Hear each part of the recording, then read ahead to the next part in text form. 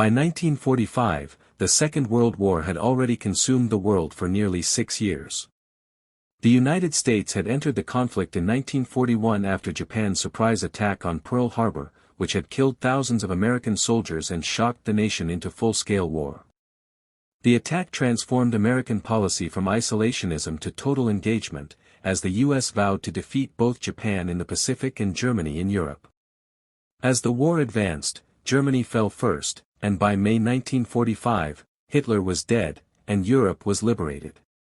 Yet, Japan refused to surrender, and the Pacific War grew bloodier by the day. The American government faced a grim decision: how to end the war quickly without sacrificing hundreds of thousands more lives. The United States had been fighting Japan across the Pacific Islands in a long, brutal campaign known as island hopping. American forces moved from one Japanese stronghold to another, Guadalcanal, Saipan, Iwo Jima, Okinawa, each battle leaving behind mountains of corpses and horrifying destruction. The Japanese military, known for its fierce loyalty to Emperor Hirohito, fought to the last man. Civilians, too, were often coerced into suicide rather than surrender. American soldiers who had witnessed these scenes began to understand that invading Japan's home islands would be even worse. Military planners estimated that Operation Downfall, the invasion of Japan scheduled for late 1945, could result in more than 1 million Allied casualties and even more Japanese deaths. At the same time, the United States had been developing a new kind of weapon, one that promised unimaginable power. This was the Manhattan Project, a top-secret scientific effort that began in 1942 under the leadership of physicist J. Robert Oppenheimer and military commander General Leslie Groves.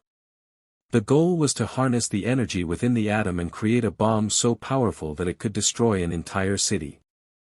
Thousands of scientists worked in secrecy in places like Los Alamos, New Mexico, and Oak Ridge, Tennessee. They were motivated by fear that Nazi Germany might be developing a similar weapon first. But after Germany's surrender in May 1945, attention shifted entirely toward Japan. The bomb was ready for use, and the question arose: should it be used? President Franklin D. Roosevelt had died in April 1945, and Vice President Harry S. Truman had suddenly found himself leading the nation. Truman had not been deeply involved in the atomic project before becoming president, but once briefed, he understood the stakes. The war in the Pacific showed no signs of ending, and public pressure in America demanded a swift conclusion. Each passing month, soldiers were dying, prisoners of war were suffering, and the American public was growing weary. Military leaders informed Truman that Japan had over 4 million active soldiers and up to 30 million citizens prepared to fight if the mainland was invaded. Japan's code of Bushido, the samurai-inspired belief. After Hiroshima was destroyed, Japan's leaders were left in shock and disbelief. Messages began trickling into Tokyo from the few surviving witnesses who managed to send reports of the catastrophe. Entire neighborhoods had vanished, tens of thousands were dead or dying, hospitals were overflowing with burned and mutilated bodies. Still, the Japanese government hesitated. Some military officers insisted that Hiroshima's destruction was due to a new type of incendiary bomb or that the Americans could not possibly have more of such weapons. They believed the empire could still endure, though the truth was rapidly proving otherwise. President Truman, meanwhile, had returned to Washington and awaited Japan's reaction. He hoped that the first bomb would compel an immediate surrender, but when none came, the U.S. military prepared to strike again. Orders had already been given to use a second atomic bomb if Japan refused to yield. This bomb, codenamed Fat Man, was a more advanced plutonium device than the uranium bomb used on Hiroshima. The target was originally Kakura, an industrial city with major weapons factories, but bad weather and heavy smoke forced the crew to divert to their secondary target, Nagasaki. On the morning of August 9, 1945, at 11:02 a.m., the B-29 bomber Boxcar released the Fat Man bomb over Nagasaki. The explosion was even more powerful than that at Hiroshima, though the city's uneven terrain confined much of the blast. Still, the devastation was horrifying. More than 40,000 people were killed instantly, and tens of thousands more suffered agonizing injuries and radiation sickness in the days and weeks that followed. The bomb obliterated homes, factories, and churches, including the Urakami Cathedral, once the largest Christian church in East Asia. The survivors wandered among the ruins in shock, their skin burned and their bodies covered with ash and debris. The twin bombings of Hiroshima and Nagasaki stunned the world. For the first time in human history, a single weapon had annihilated two cities. Yet even after this second strike, Japan's Supreme Council for the direction of the war remained divided. 4 of its 6 members favored continuing the fight, arguing that surrender would bring national humiliation and the destruction of Japan's imperial system. They hoped that the Soviet Union, which had been neutral in the Pacific conflict, might help negotiate a peace with better terms. That hope, however, vanished almost immediately. On the same day as the Nagasaki bombing, the Soviet Union declared war on Japan, invading Japanese-held territories in Manchuria and Korea. Soviet troops overwhelmed Japanese forces in the region within days.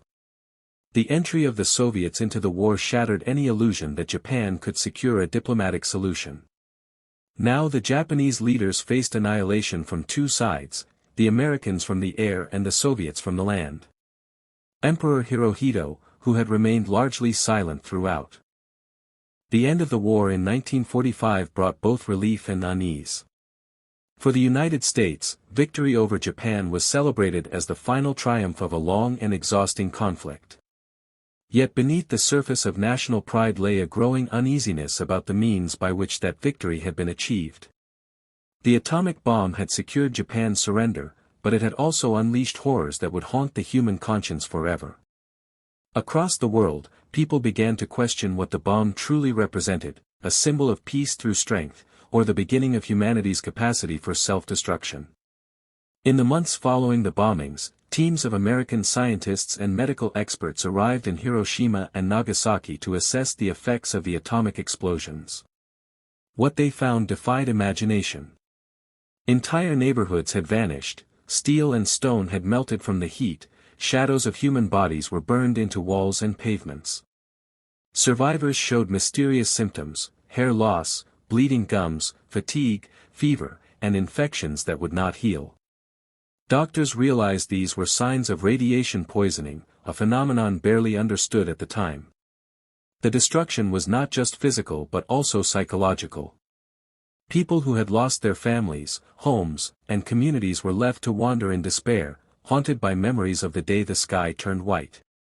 The American government kept much of the footage and photographs of the aftermath classified for years, fearing that public exposure might provoke sympathy for Japan or criticism of U.S. actions. However, foreign journalists and a few Japanese photographers managed to document the devastation. Their images later shocked the world and fueled debates about whether the atomic bombings were morally justifiable. In the United States, President Truman stood by his decision. He believed that using the bomb had saved hundreds of thousands of American lives and possibly millions of Japanese lives that would have been lost in a full-scale invasion. His argument resonated with many Americans who had experienced years of war, sacrifice, and loss. For them, the atomic bomb symbolized a necessary evil, terrible but effective. Truman often stated that he never lost sleep over his choice, insisting that his duty was to end the war and protect his nation's soldiers. However, as time passed, voices of dissent grew louder. Many military leaders, scientists, and ethicists questioned whether Japan was already on the brink of surrender before the bombings. Historical records later revealed that Japan's navy was destroyed, its air force crippled, and its cities in ruins. Some argued that the Soviet Union's entry into the war on August 9 had more impact on Japan's surrender than the atomic bombs themselves. Others suggested that the United States used the bomb not only to end the war but also to demonstrate its power to the world, especially to the Soviet Union, whose growing influence in Europe and Asia had begun to concern AIM.